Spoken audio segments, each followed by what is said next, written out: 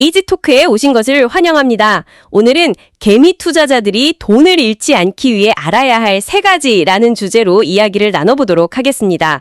주식 투자 다들 한 번쯤은 고민해 보셨을 텐데요. 막상 시작하려고 하면 뭐부터 봐야 할지 좀 막막하게 느껴질 때가 많죠? 맞아요.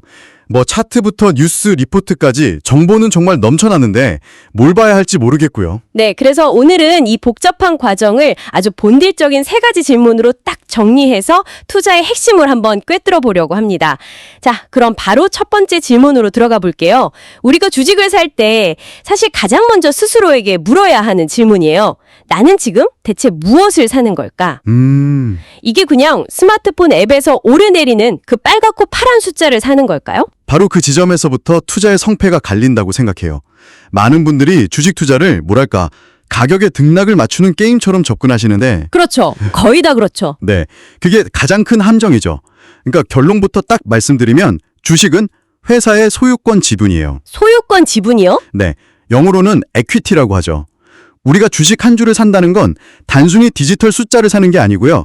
그 회사를 설립한 창업자처럼 회사의 아주 작은 한 조각을 소유하는 동업자가 되는 거예요. 아, 동업자라는 관점. 그거 정말 중요하네요. 네. 그렇게 생각하면 단순히 이 주식 오를까? 이게 아니라 내가 이 회사랑 동업을 해도 괜찮을까? 라는 질문으로 확 바뀌게 되니까요. 정확해요. 제가 만약에 친구랑 카페를 차린다고 하면 그냥 감으로 이거 대박 날 거야 하고 투자하진 않잖아요. 메뉴는 뭘로 할지, 월세는 얼마인지, 마진은 남는지 이런 거 다 따져볼 텐데 말이죠. 바로 그 생각의 전환이 투자의 수준을 완전히 바꿔놓습니다. 내가 이 회사의 동업자다. 이렇게 생각하는 순간부터 단기적인 주가 변동에는 좀 덜 흔들리게 되고요. 훨씬 더 본질적인 걸 보게 돼요. 본질적인 거라면 어떤 걸까요? 예를 들면 이 회사의 비즈니스 모델은 계속할 수 있을까? 경영진은 믿을 만한가? 이 회사가 속한 산업이 10년 뒤에도 성장할까? 이런 질문들을 스스로에게 던지게 되는 거죠. 가격의 노이즈를 싹 걷어내고 사업의 가치를 보게 되는 첫걸음입니다. 와, 동업자라는 관점 정말 와닿네요. 그럼 자연스럽게 두 번째 질문으로 넘어가게 되는데요. 네.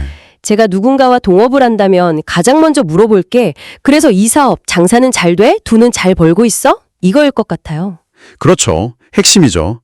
회사를 볼 때도 똑같을 텐데 그걸 객관적으로 확인할 방법이 있나요? 물론이죠. 다행히도 모든 상장 기업은 자신의 경영 성과랑 재산 상태를 담은 일종의 건강검진표를 정기적으로 공개할 의무가 있어요. 아, 그게 재무제표 말씀하시는 거군요. 네, 맞습니다. 이게 바로 우리가 흔히 말하는 재무제표입니다. 이름만 들으면 머리 아프게 느껴질 수 있는데 사실 딱 3가지 핵심 질문에 답하는 문서라고 생각하시면 쉬워요. 3가지 질문이요? 네, 그래서 돈은 얼마나 벌었나? 그래서 재산은 얼마나 있나? 그리고 가장 중요한, 그래서 진짜 수중해준 현금은 얼마나 되나? 바로 이 3가지죠. 재무제표를 보통 손익비산서랑 재무상태표 이 2가지만 많이 얘기하는데 현금 흐름표까지 3가지를 다 봐야 하는군요. 네. 특히 요즘처럼 불확실성이 큰 시대에는 더욱 그렇죠. 먼저 손익계산서는 일정 기간 동안 얼마나 벌었는지를 보여주는 성적표예요. 성적표? 네.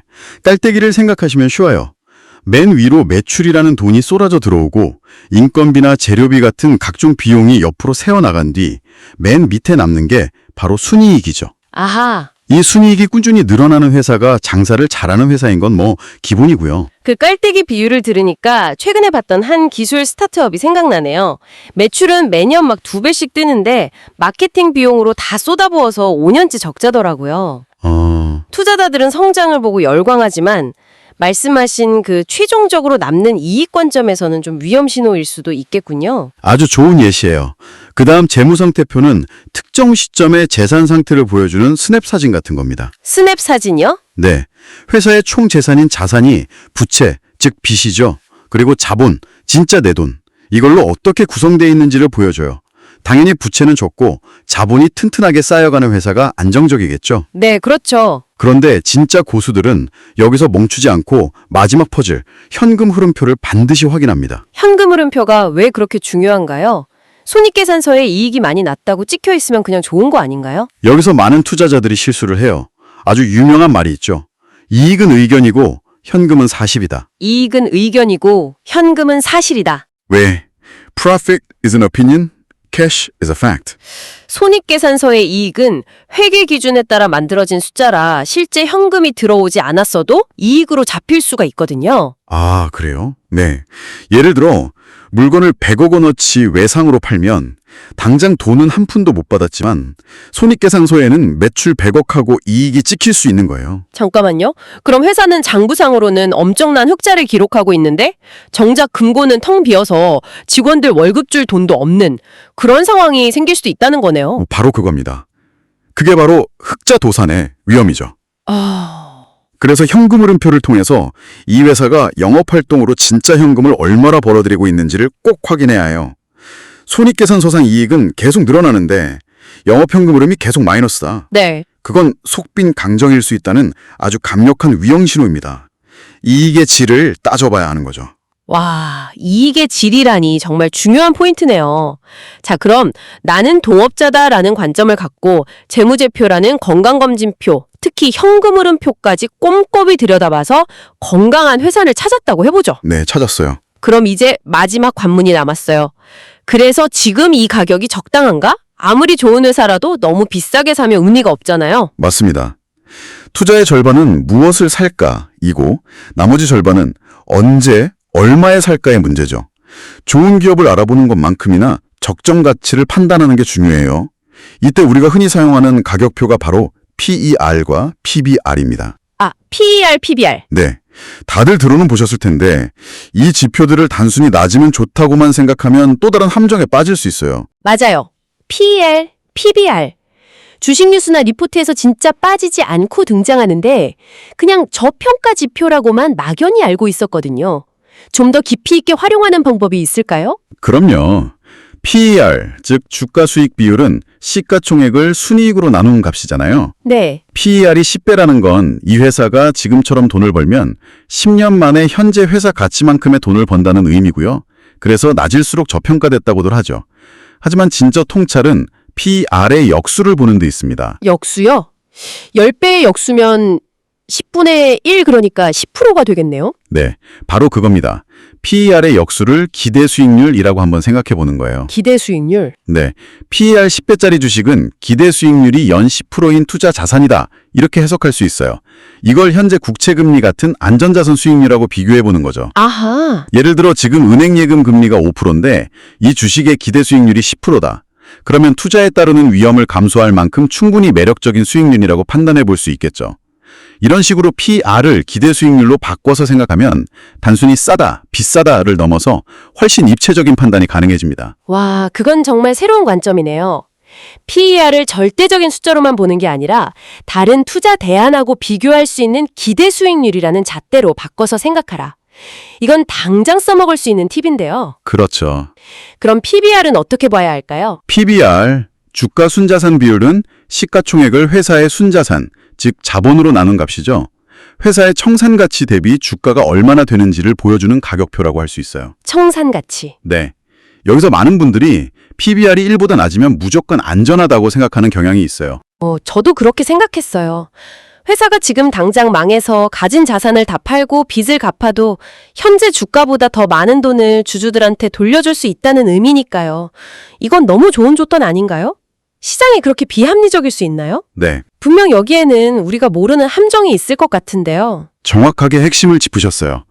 그게 바로 가치 투자자들이 가장 경계하는 가치 함정, 밸류 트랩입니다. 가치 함정이요? 네.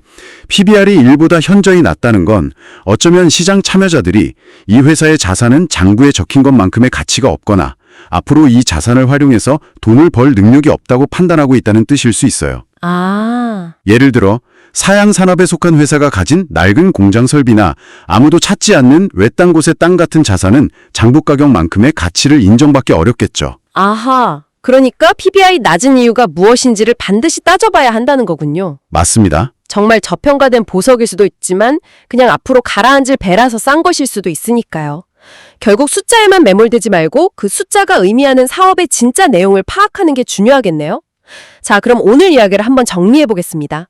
복잡했던 주식 투자가 3가지의 깊이 있는 질문으로 굉장히 명확해지는 느낌인데요. 네. 첫째, 나는 무엇을 사는가라는 질문을 통해서 우리는 가격표를 사는 투기꾼이 아니라 사업의 미래에 투자하는 동업자라는 관점을 가져야 하고요. 네, 맞습니다.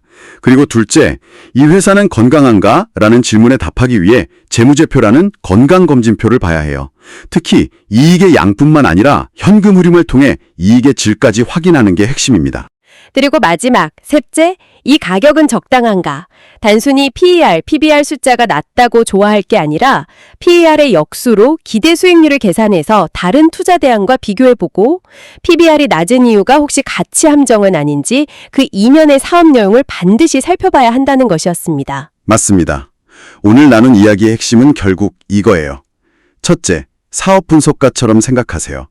둘째, 회계사의 눈으로 숫자를 의심하고 현금을 쫓으세요. 셋째, 비평가처럼 가격 이면에 숨겨진 시장의 기대를 읽어내세요.